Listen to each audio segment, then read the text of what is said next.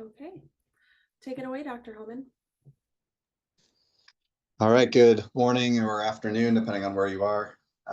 Really excited for this webinar today. So today we're going to be talking about advancing Alzheimer's research through data integration and harmonization, innovative approaches, and collaborative insights. My name is Tim Homan. I'm a professor at Vanderbilt University Medical Center, and I've had the opportunity to work with some leaders in data harmonization over the past few years.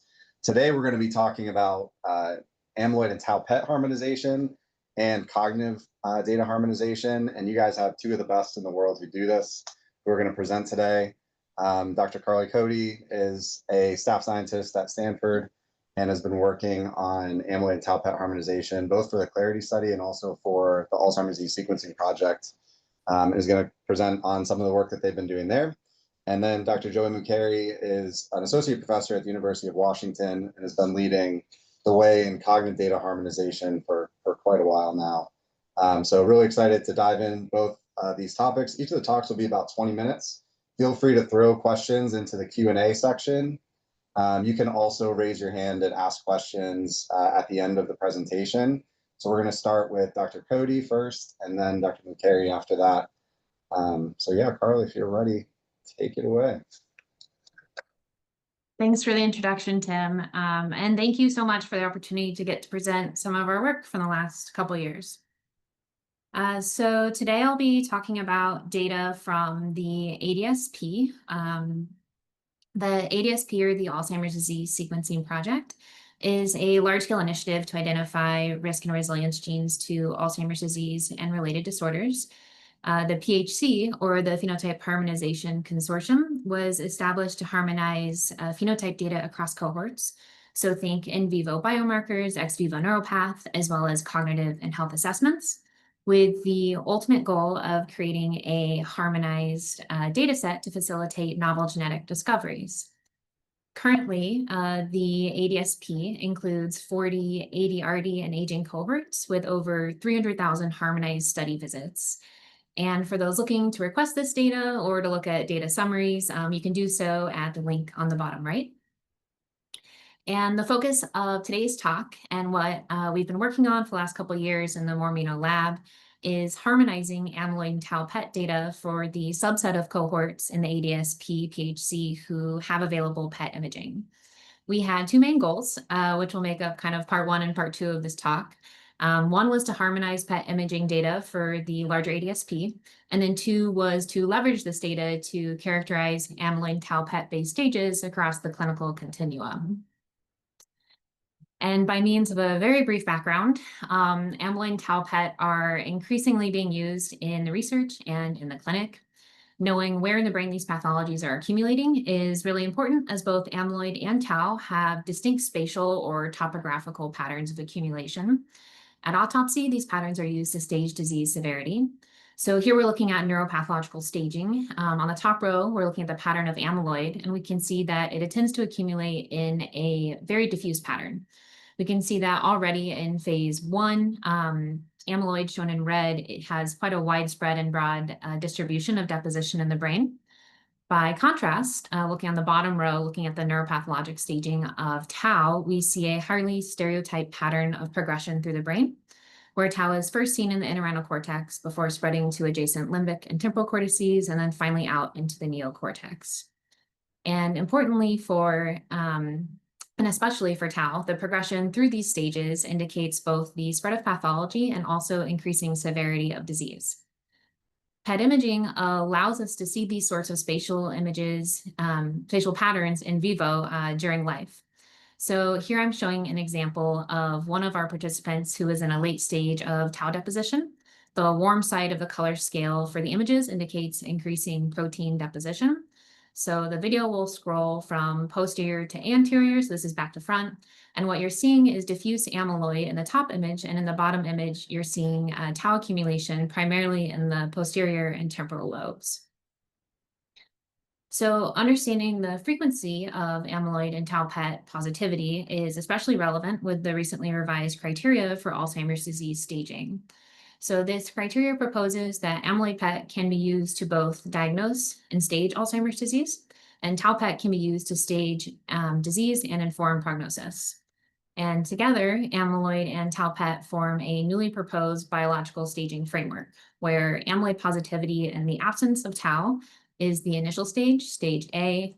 Amyloid positivity and tau present only in the medial temporal lobe is an early stage disease indicator, stage B. And then in stages C and D, we have amyloid positive individuals with tau spread to the neocortex, with moderate neocortical levels in stage C and higher levels in stage D, indicating intermediate and advanced stages of the disease. But given that this disease staging framework was only recently released, it's unclear what the frequency of these biological stages looks like in practice. And there's a need to understand the utility and generalizability of these staging frameworks, which require applying it to large numbers of individuals spanning the clinical continuum. So to do that, we started by harmonizing amyloid tau PET data across ADSP PET cohorts. Currently, the ADSP includes 5 imaging cohorts, many of which I think this group will be familiar with. But briefly, A4, this is a cohort that consists of cognitively unimpaired older adults who met criteria for an anti-amyloid clinical trial. ADNI, this is one of the largest neuroimaging cohorts in Alzheimer's disease. RAP, this is the Wisconsin Registry Alzheimer's for Prevention. This is my alma mater. That is a cohort that's focused on preclinical Alzheimer's disease. And then NAC, which includes participant data from ADRCs spanning the United States. And unlike the other cohorts here, NAC has a lot of clinical heterogeneity and represents a broader spectrum of neurodegenerative disease. And importantly, PET data sources for NAC include unstandardized images collected using site-specific mixed protocols, as well as standardized images collected after January 2021, or those that were collected, quote, prospectively through SCAN. SCAN is the Standardized Centralized Alzheimer's Neuroimaging Initiative, which standardized acquisition and processing workflows in a manner that mirrors ADNI. And as you can see, this is a lot of PET data. And I think it's also worth mentioning that all of these cohorts provide cohort-specific amyloid and tau PET values, which you can request through LONI or NAC. But with 4 different amyloid tracers, 2 different tau PET tracers across 5 different imaging cohorts, there's quite a bit of variability in those readily available cohort-specific PET values. So for example, these cohorts often differ in their PET acquisition timing windows. So these timing windows refer to the duration of PET image acquisition relative to the injection of the radio tracer. And this window is really critical because the distribution of tracer in the brain changes over time, which affects our measured signal, or what we call an SUVR. So on the right, we can see that later timing windows have been shown to produce systematically higher PET values. Another area of variability is that PET values are also susceptible to differences in image processing. So this could include pipeline differences, which could include differences in target and reference region definitions or spatial normalization steps. And here I'm showing an example from A4 from a dear friend and colleague who compared pipeline differences within A4. So here they're comparing MRI-free versus MRI-based processing pipelines on A4 amyloid PET data. And as you can see, there's quite a large difference and a pretty notable pipeline effect. And then finally, these cohorts almost always take different thresholding approaches. The best method for determining a threshold to assess amyloid or tau PET positivity is an ongoing and somewhat never-ending question. It's often cohort specific. Cohorts often work with whatever comparison data they have available to derive a threshold. Thresholds can be data-driven or derived relative to a young, healthy group. But here on the right, I'm showing a summary of amyloid PET thresholds from a very nice review of Centiloids and Centiloid applications. For those who aren't familiar with Centiloids are a standardized scale for amyloid PET, where 0 Centiloids corresponds to the average amyloid burden of a healthy young adult, and 100 Centiloids corresponds to the average amyloid burden of a patient with Alzheimer's disease dementia. And as you can see, thresholds for amyloid PET Centiloids have been based on agreement with neuropathology. They've been based on agreement with expert visual read, or on prediction of future accumulation or progression. But even within those broad categories, there's still quite a range of potential thresholds. And differences across cohorts and thresholds can lead to differences in the detection of amyloid or tau PET positivity. So for the ADSP, we aim to limit all of these sources of variability by using a standard acquisition timing window for each tracer shown in the table on the right. We then processed all of the PET data using standardized MRI-free pipelines based on the scan processing workflow. This allowed us to standardize the amyloid and tau PET values across cohorts for a given radio tracer. And then once we had standardized PET values, we applied data-driven thresholding methods to ascertain and harmonize PET positivity across cohorts and tracers. Specifically for amyloid PET, we translated global SUVRs, this is a global PET value, to centiloids using tracer-specific equations. I know we just reviewed centiloids, but as a reminder, centiloids were developed to standardize amyloid PET imaging across tracers. And we had 4 different amyloid PET radio tracers. This was PIB, FBB, FBP, and NAV across our 5 different imaging cohorts. So essentially, centiloids here allow us to standardize across these tracers. And for our study, we used a centiloid threshold of 25 as a measure of amyloid positivity. And we did this across all tracers and cohorts. And 25 is a fairly conservative threshold for what is commonly used for assessing amyloid status. Compared to amyloid, which has that widespread and global distribution, as we saw in the beginning, tau tends to follow a hierarchical pattern of accumulation. So for tau PET, we were specifically interested in examining tau in regions associated with neuropathological staging. So we examined tau across 5 Brock-based ROIs, or regions of interest.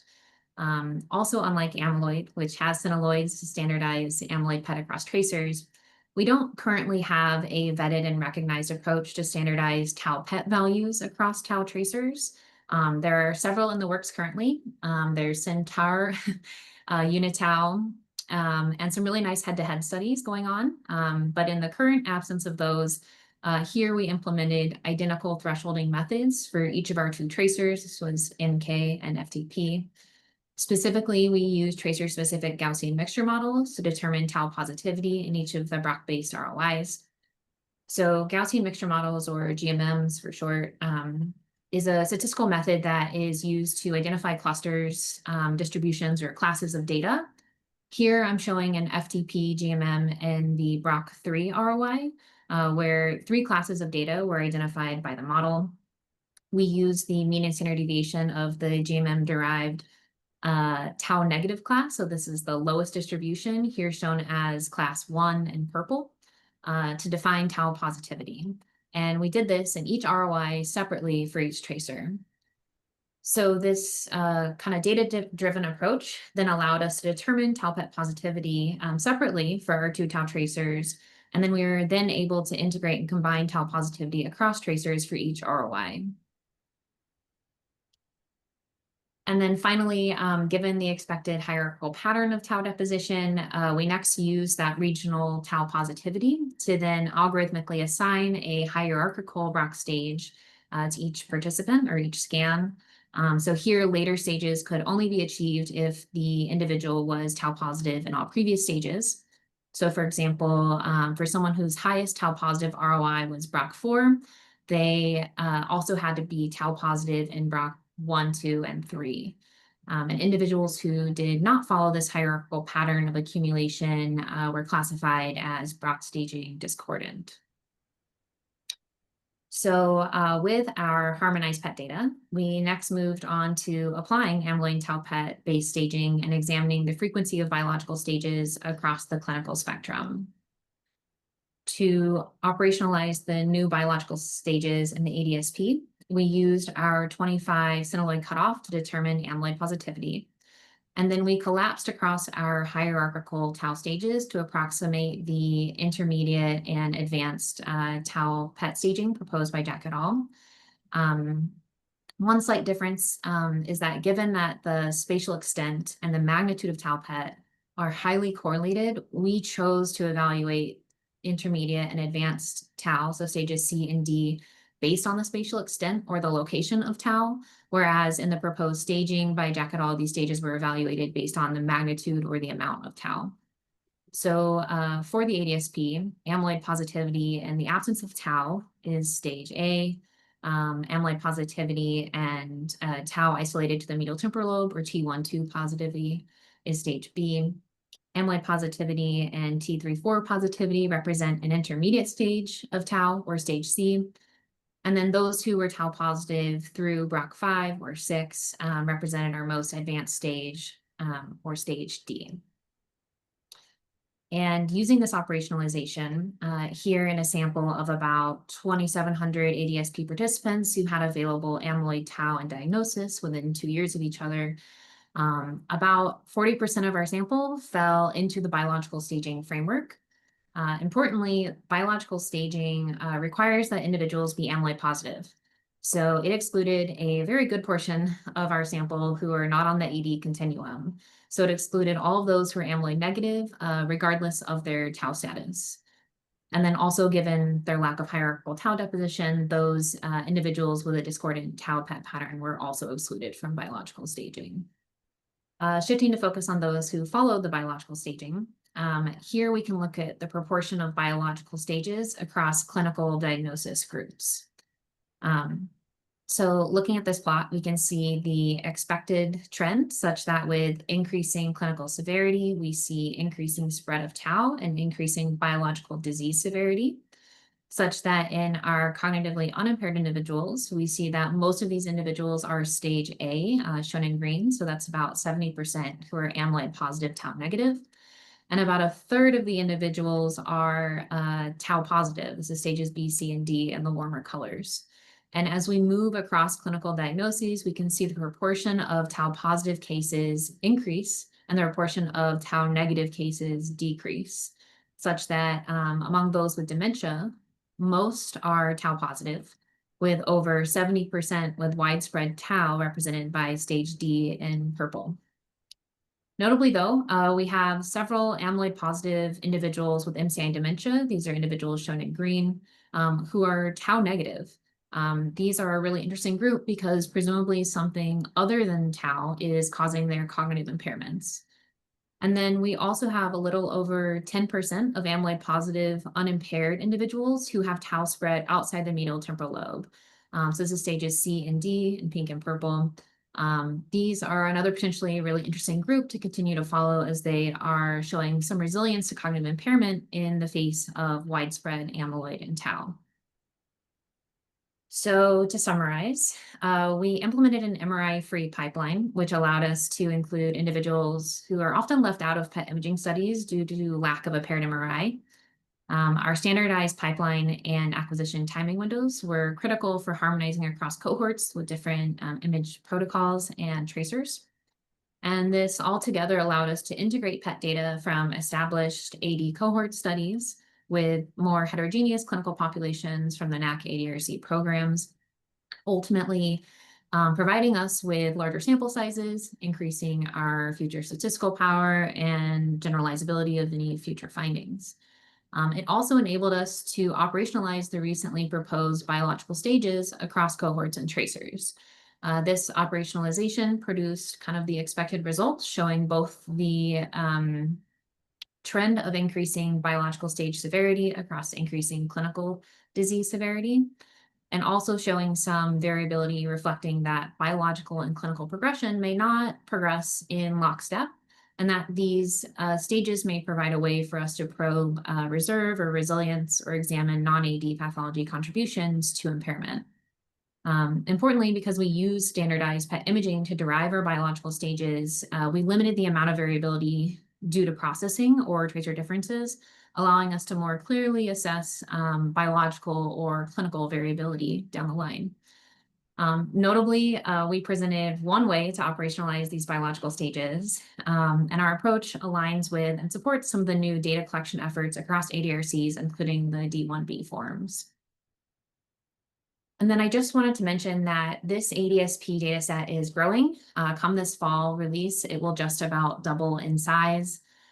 We are still in the process of cleaning and processing and QCing all this data, but these are the estimated counts for the next data release. And then finally, I'd just like to take a moment to acknowledge our PET harmonization team. This is an immense amount of PET data to wrangle and work with. And while I'm the one presenting, this was entirely a group effort. So thank you to all the people here who helped make this presentation possible. Thank you to Tim and the ADSP, and thank you for your attention.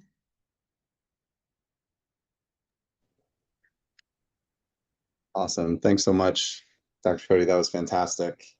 We'll open it up for questions. If anyone wants to raise their hand, you're welcome to ask a question. I don't see anything in the Q&A right now.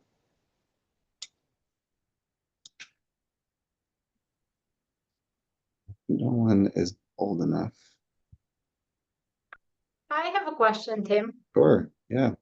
Hi, Carly. Very nice work. It's good to see you. Very interesting. I wonder, how do you actually validate this harmonization? I mean, it's really hard to harmonize it, specifically the tau tracers, right?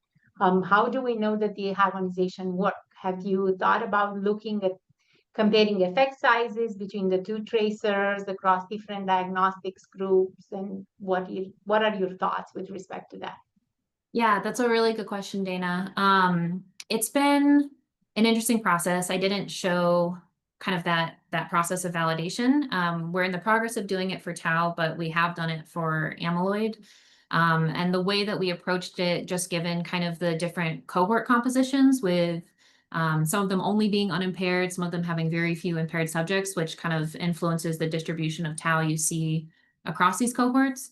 We decided to compare those GMM-derived biomarker negative distributions and look at and just compare within kind of what we would think would be getting at the kind of true noise within that tracer and within that biomarker negative group.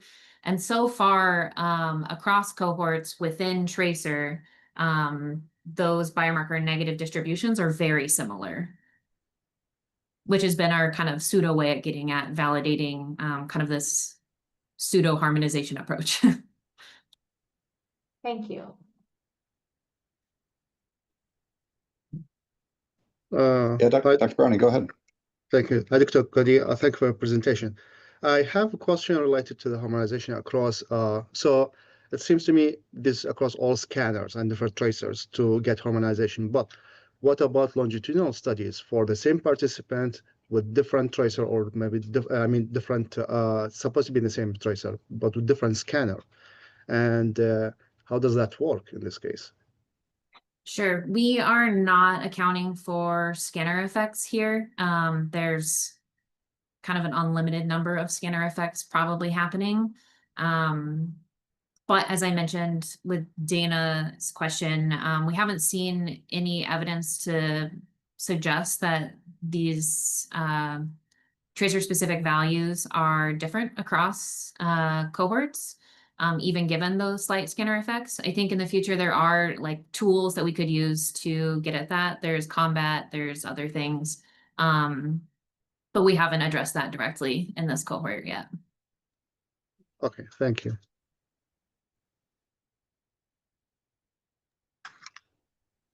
Great question. All right, I think we'll pivot to Dr. McCary, and then we'll have time at the end. You guys can ask questions to both Dr. McCary and Dr. Cody. So are you ready? Yeah.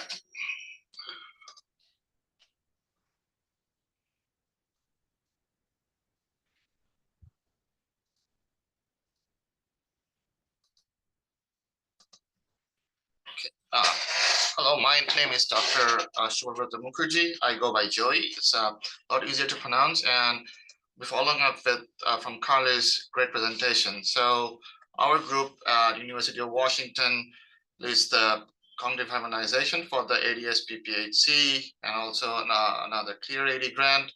So it requires a huge amount of people to do this well. So there's as you can see, there's a lot of individuals at University of Washington. We have Dr. Mez, Dr. Sekin, and Dr. Trichu, who are our content experts for the cognitive data. And we have a very big support from Tim, Logan, Shannon, and Elena from Vanderbilt. So for this talk, I've divided it into two parts. The bigger one is on the workflow of our harmonization process. And also, I know that UDS4 is coming into picture, and we have added, or the NAC has added, the word list learning trials as part of it. So I'm going to talk about what can we expect for our memory scores coming from the UDS 4.02. So to give you an overview, the cognitive battery is pretty unique to each study, but what we have seen is there are some overlapping tests or items across two studies. So we try to capture this effect for our co-calibration or harmonization process. So the way we define harmonization and co-calibration is the following. So harmonization is any approach to make findings of study A to study B interpretable with each other. So this can just make, you can just z-score each your outcome from each study to make this.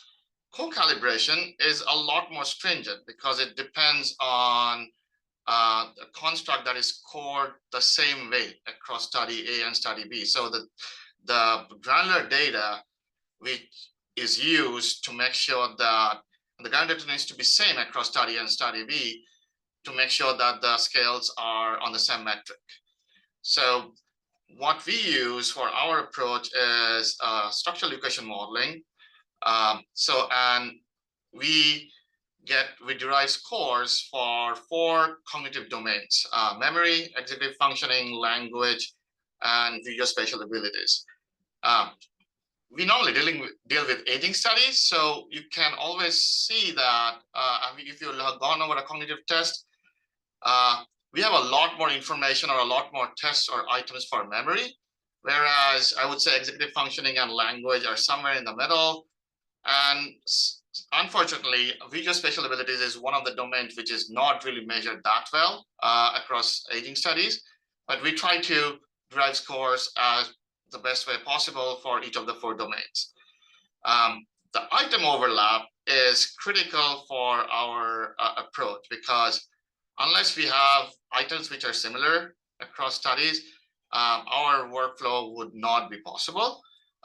So I will spend some time on the pre-statistical part of our approach, because we spend probably 90% of our time there. So this is the figure from our published paper on the workflow we use to get co-calibrated and harmonized scores for the 4 domains across various studies. So I'll go over briefly on this for this. So the initial part, I think, and Tim's lab helps a lot with this, is the acquisition of the data, documentation, and the data. It's not trivial at all. So once we get the data and the documentation, we have a process where we make our spreadsheets, where we list out the item, what the item means, and so on and so forth. And the content experts, which are Dr. Seiken, Dr. Trichu, and Dr. Mez, they go over each of the item for each of the studies, and they assign a primary domain and a secondary or a subdomain for each of the items. And I will explain this in a bit more later on. So once that's done, it comes to the analytic team, and they will go over a very strict QC, where they will make sure that they know what the missingness codes mean, that all items are coded the same way. That means higher scores are better. It's not the same. So we have seen in past, like, and some of you probably know that ADAS-Cog scores are reverse coded. Same for some of the blessed items. So we go through all those items, make sure that they are in the range. And once that's done, so as I said, we have 4 domains. So we divide the workflow so that each member of our team is a primary coder for one of those 4 domains, and there is another person who is going to do a code review for that before we ship it out to the ADS-PPHC or to NAC or to any other studies. So the way we do this is we start with for a given domain, we start with a very simple single factor confirmatory factor analysis model where all the items for that domain load onto a general factor. And we try to refine it by using additional models to see if it makes sense. For example, we have bifactor models in memory domain where there's a residual correlation between some items which is not really captured by the primary domain. An example would be, let's say, a logical memory and a Thompson story, immediate recall and delayed recall.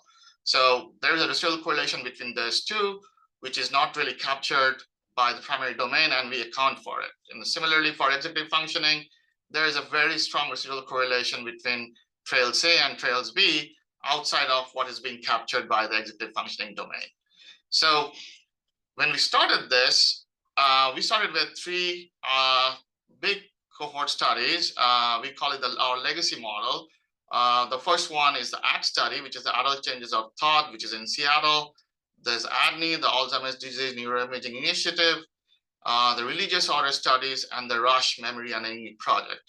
And we did that because, well, every study has its own different idiosyncrasies, and we didn't want any other item parameters we derive to be biased in one way or the other. Also, we chose the last visit for each study at that current freeze to estimate our item parameters. And the basic reason is to capture most of the variance possible. Also, just remember that studies like ROSMAP or ACT, they normally recruit cognitively normal or MCI people at baseline. So if you're just looking at baseline, you're not going to capture the most variance for items there.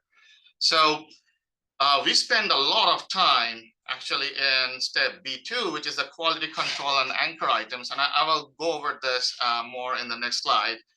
So we pull those 3 studies. Remember, now we have domain-specific factor analysis models, and we run our confirmatory factor analysis to derive the item parameters for each of the items for that domain. So by item parameters, there's 2 things we derive. One is a factor loading, which captures the strength of the association between the item and our latent factor, and the thresholds, which is basically the cut points which separates the response categories, right, for underlying that latent scale. So once we have all the item parameters from each of the items, we can then, in each study, we can run a final scoring step where everything is fixed, and we derive the scores for each time point for each individual. So that's our primary model. When a separate study comes in, because we have gotten subsequent studies over time, we go through some of the same process. We spend a lot of time, again, with the data quality control and identifying the anchor items. That means items which are same from this study with our item bank.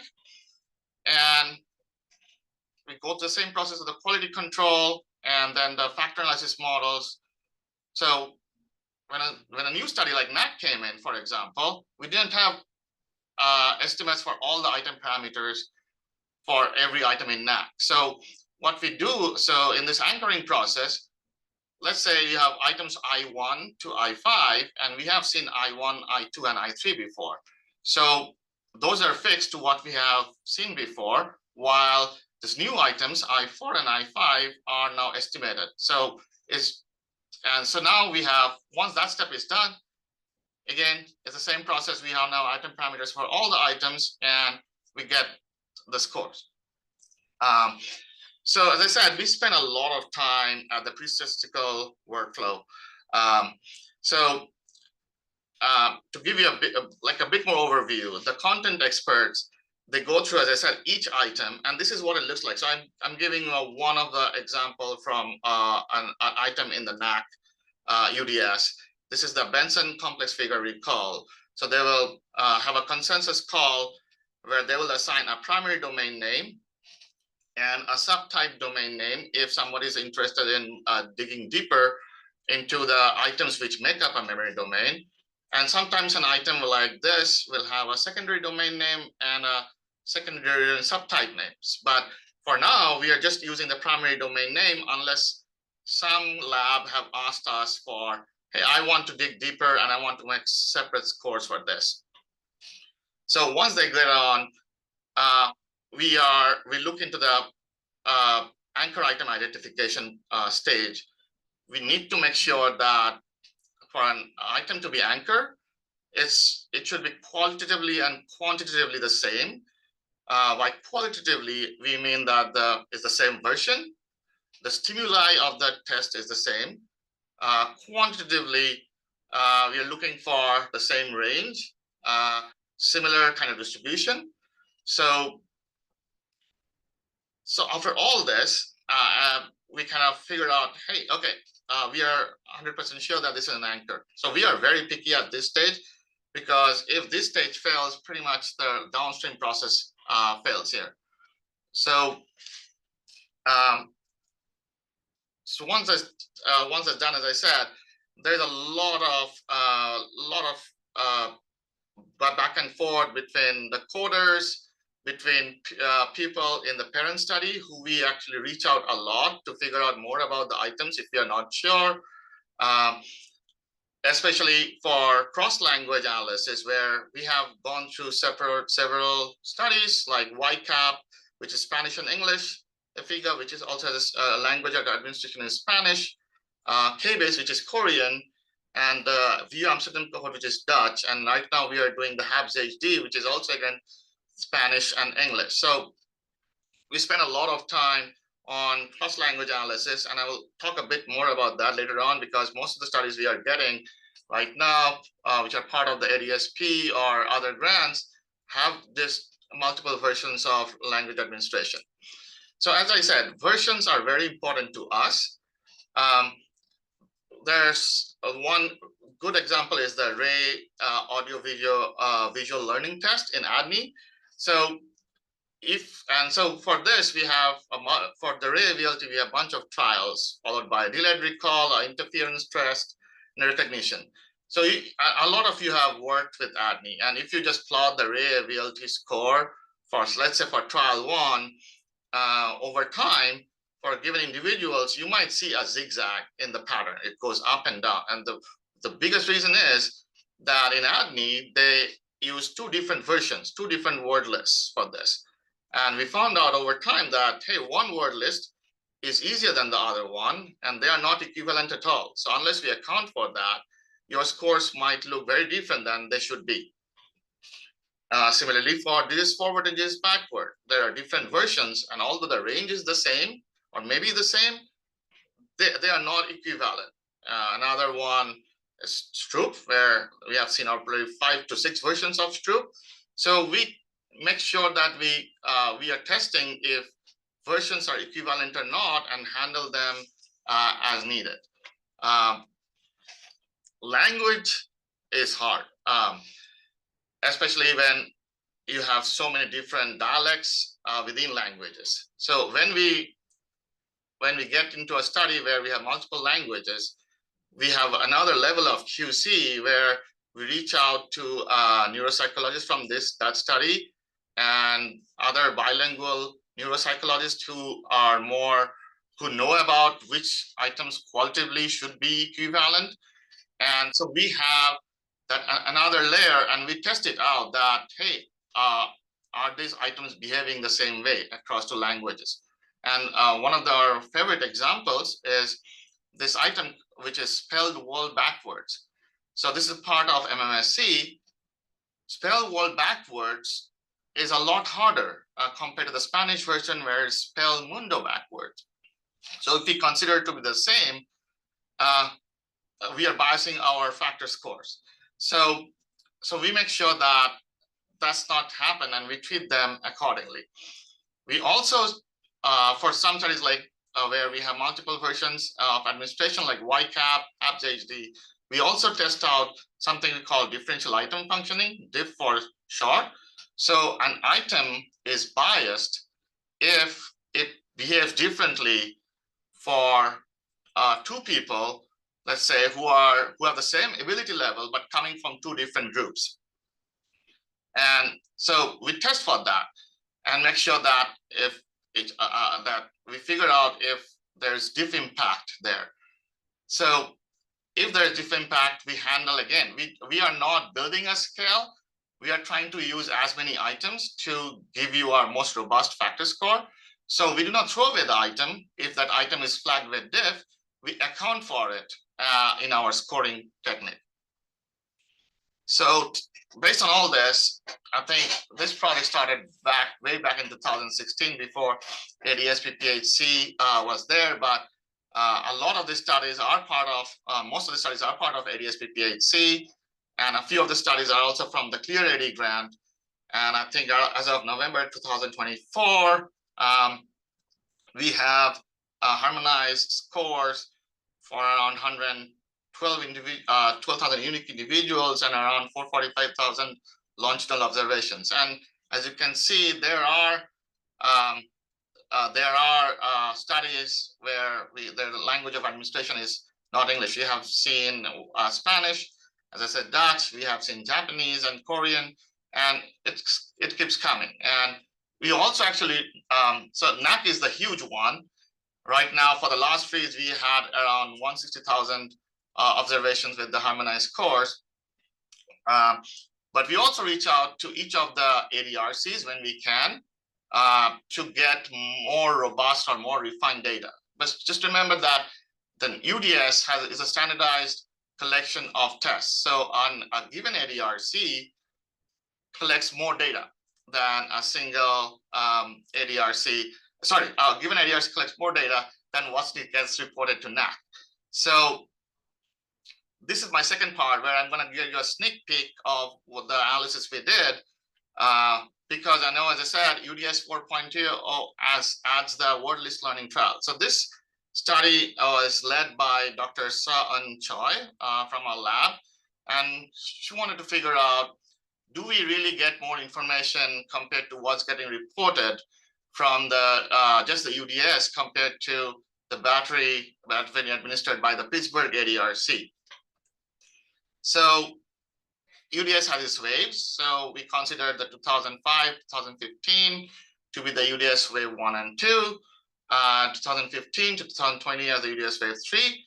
So we divided our data with for UDS only items also versus the UDS and the ADRC specific items. So I'm going to just go over memory because in the paper, we look into all possible domains, but I know that UDS 4.0, the biggest change is the addition of either the CIRAD word list learning trial or the Ray VLT.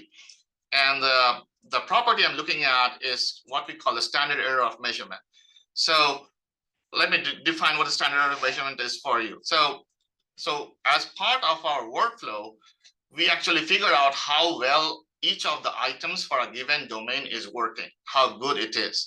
So that's what we call the item information function. If you add up or total up all the item information function, you get what we call a test information function. So the SEM here is defined as the inverse square root of the test information function. So a lower SEM means more precision. So what Dr. Choi found out in the Pittsburgh studies is the following. So in each of these plots, on the x-axis, you have the memory score. So the distribution is around between -3 to +3. On the y-axis, you have the SEM. So you can see in the cyan on both sides, and especially in UDS 1 and 2 probably, that the SEM of the red one, which is the UDS 1 and 2, plus the ADR specific items, is a lot lower than if you just calculate, just have the UDS only items. Now, disclaimer, in the Pittsburgh ADRC, the red curve was drawn by CIRAD and another test, which is the Ray ostrich figure. But it's mostly driven by the CIRAD because CIRAD had 5 items here. So, and we see a similar thing especially at the extremes for UDS3 too. So what this means, that means we expect the scores for NAC, UDS 4.0 for the memory scores to be much more precise with the addition of the Ray-VLT or the CRAD from each of the ADRCs. So which is great. I think this will lead to, as I said, more robust scores and maybe more like a lot of great discoveries. So I'm going to conclude by saying that we take this time to, it takes time. It's not as easy as getting a total score or a Z-score or an equipercentile score. But at the end, this process makes it possible to harmonize scores across not only different studies, but also studies like ADRCs, where the test battery evolves over time. So that a lot of ADRCs are very old, and there is a pre-UDS battery versus UDS 1, 2, UDS 3, and 4. So this makes it possible. As a side product, we also get to see how well each item is working and what the precision of the scores is. This is not possible without each of the studies collecting granular data. So thanks to all the studies who do that, because if a study just gives us a total score, we probably won't be able to do a good job. And as I said, it takes time. Probably it takes 1 to 2 months given for a given study, given how complicated it is. But its payoff is, I would say, is well justified. So we have published papers on our methods. So these 3 papers looked at our workflow and about the measurement precision of the cognitive domains. So, and we have collaborated with various labs, including Dr. Holman's lab. As you can see, there's a lot of papers recently who are coming up with genotype-phenotype relationships with the harmonized scores and the genetic data available on them. So looking at things like sex-specific genetic architecture of resilience, or of a given cognitive domain, or a decline in one of the cognitive domains. We also led to collaboration with other labs looking at something beyond genetics. So these are looking at association of our cognitive scores with other biomarkers like cardiovascular imaging or amyloid PET. And there are, at least from what I know from Dr. Mez and Dr. Crane, there's at least another 17 additional abstracts or manuscripts coming in this year's AAIC, are coming to a paper near you. So please use harmonized scores. We try to make it available through NIAGADS or through the parent study. So thank you for giving the time to present this. Happy to take questions. Great, awesome job. And I'll just mention, I mentioned in the chat too, but you can request these scores and the harmonized data right in nacdata.org as well. So when you do your NAC data request, there's a checkbox you can click if you want to use them. So please use them. Cite Joey, cite Carly, and we could use it. But yeah, the cognitive scores across UDS has been a huge boon from just the outcome of the work that you've done, Joey. So greatly appreciate that. Anyone who's got questions, feel free to raise your hand or put a question in the Q&A.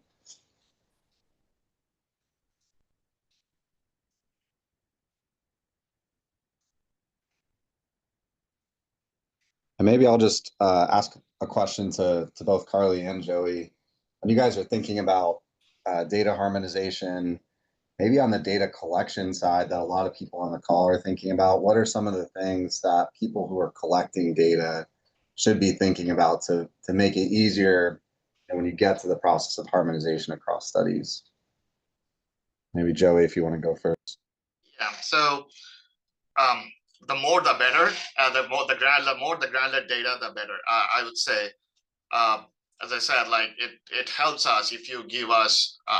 We do not really want like the least possible denominator here. Like I do not really need what everyone's reply was when they were asked how many F words you can list starting with F in 60 seconds. But documentation is very important. some of the studies are very old, and some of the people who have designed the neurocirculating battery have left. So having those documentation is really important because it helps us figure out some of the things which are not really, which is just very hard to figure out if those are the same items we have seen or not in a data set. And having a contact point that's why it's great. Some studies like, okay, here's your contact for whatever you want to know. So I would say, yeah, keep checking your granular data, keep storing them, and have it well documented. I'll just echo Joey in the documentation, but also just adopting standards early, like standard naming conventions, standard file names, standard file structures really helps expedite the process. And I do see a question from Dr. Gutman. So we actually do not see a lot of people with overlap. So hey, Joey, I'm just going to read that question out loud for Okay. anyone who's on the recording. yeah. So the question is from Dr. Gutman, how often are there ever the same person taking two instruments, like a Spanish or English version, at the same time? So we have seen it happening, but not a lot. So either they are taking the Spanish version or they are taking the English version. And if people are, and we have seen people changing their preferred language of administration over time. And we try to actually not use them to generate our item parameters. And we kind of try to figure out, okay, which subset of people have the same language over time.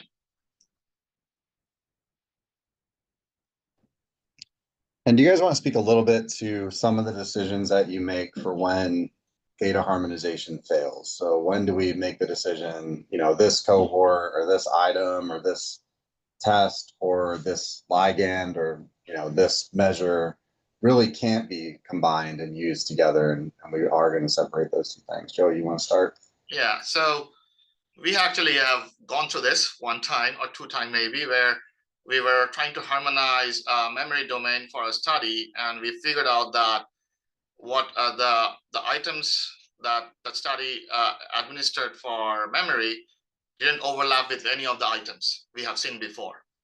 And so we kind of tell like, okay, we are going to put this in the back burner and go over other studies where so that we can figure out over time that we will get additional items which can serve as anchor items. So we have, for one of the studies, I think, so it took us probably a year to get to a study where we had, this side, now we have anchor items for that study. So we went back. So that's the process. So it evolves over time. Hope that helps.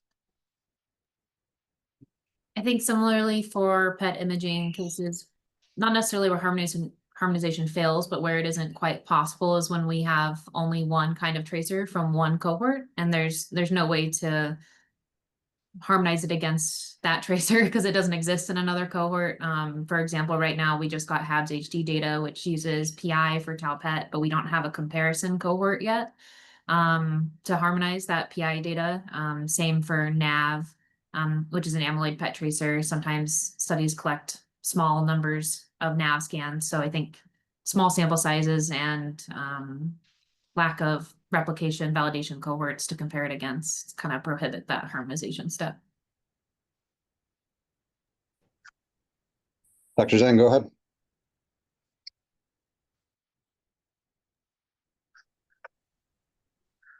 Oh, sorry. Did you call my name? Yeah, go ahead. Okay, sorry. I was distracted because I saw there's like a message in the chat. Okay, so yeah, thank you both for the great presentation. I have one question for Joey. So when you use CFA to do the confirmatory factor analysis, how did you do the model assessment? Like, do you have any general rule by looking at the file RMSEA? And especially when sometimes the RMSEA is too small, did you consider the possible overfitting of the model and something like that? So I can talk about that. So yeah, we start with the easiest model, which is a single factor analysis, right?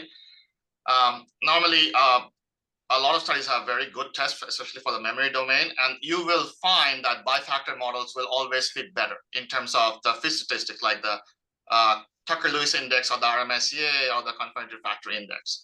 But we just do not depend on the fit statistics by itself to say, hey, we will have a much more complicated model, because the more complicated your model is, the harder it is to generalize it across studies. So we take care of not only the fit statistics, but also try to see, okay, given the baseline model, which is our simplest model, does the scores for these participants change quite a bit if we have a much more complicated model? And it's, of course, it's kind of arbitrary, but we have a rule of thumb. And if it doesn't, we actually try to have the model as simple as possible. Because as I said, if you have more and more secondary structures in your model, of course the fit statistics will get better until it reaches an asymptote. But that just makes it so hard to harmonize across different studies. So it's a bit better fit statistics, and also making sure that, hey, are we really gaining anything by having a much more complicated model there? Great, thank you so much. Yeah. I'm going to go into the chat for a couple. I'll come back, Dr. Tudoroscu, once I do. So one question in the chat is, I'm not sure if I'm asking this right, but with the RAVLT and CRAD now being collected, do you plan to harmonize those data, and how? Yeah, so we already have item parameters for the different versions of RAVLT and CRAD. So when we are downloading this year's freeze, once the data is there, those will be included in our estimate of our score. So yes, so you will get hopefully a lot more refined score. Does that answer the question, I hope? Yep. Yeah, I think so. Yeah, and that freeze will come at the end of the year. So you guys will have new PhD scores that you can use that integrate that in. Dr. Nathan Ryder asked, thanks for the presentation. If cognitive tests have been administered at multiple visits for a study, do you typically choose just one of the visits, aggregate across, or include all the visit results in a final data set? Yeah, so our item parameters are based on the last possible visit in that freeze to capture the most variance as possible. But when we run our scoring approach, we run it on all the visits. So at the end, you get scores for every possible visit for every possible person, given that they had non-missing items there.